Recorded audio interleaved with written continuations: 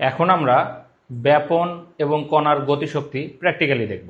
এখানে আমরা দুটি কাপ রেখেছি, দুটি কাপে এই কাপটিতে গরম পানি এবং এই কাপটিতে রেখেছি নর্মাল পানি। গরম পানিতে আমরা একটি টি ব্যাগ ছেড়ে দিলাম, দেখো, এবং নর্মাল পানিতেও একটি টি ব্যাগ ছেড়ে দিলাম।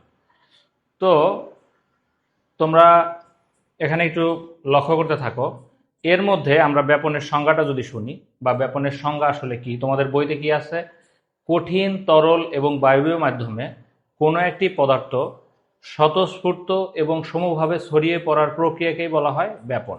স্বতঃস্ফূর্ত এবং সমভাবে, অর্থাৎ বাইরে থেকে কোনো প্রভাব পড়বে না, কণাগুলো স্বতঃস্ফূর্তভাবে ছড়িয়ে পড়বে।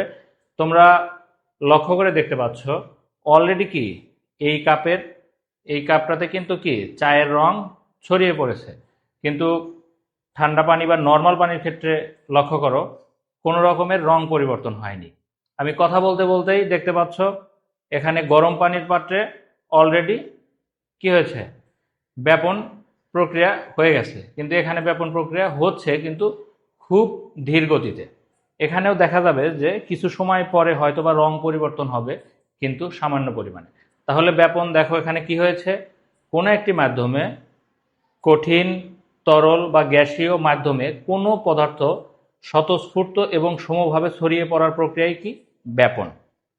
এখানে থেকে আমি যদি এই দুটি কাপের পানির তাপমাত্রা থেকে আমি কণাগুলোর গতিশক্তি বুঝতে পারবো।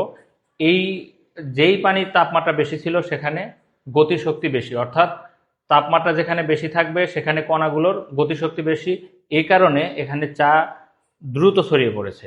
আর ঠান্ডা পানি বা নর্মাল পানিতে যেহেতু কণাগুলোর গতিশক্তি কম, সেহেতু এখানে চা ধীরে ধীরে ছড়াচ্ছে। তাহলে এখান থেকে খুব ক্লিয়ারলি আমি ব্যাপন এবং কণার গতিশক্তি সম্পর্কে একটা ক্লিয়ার কনসেপ্ট পেলাম।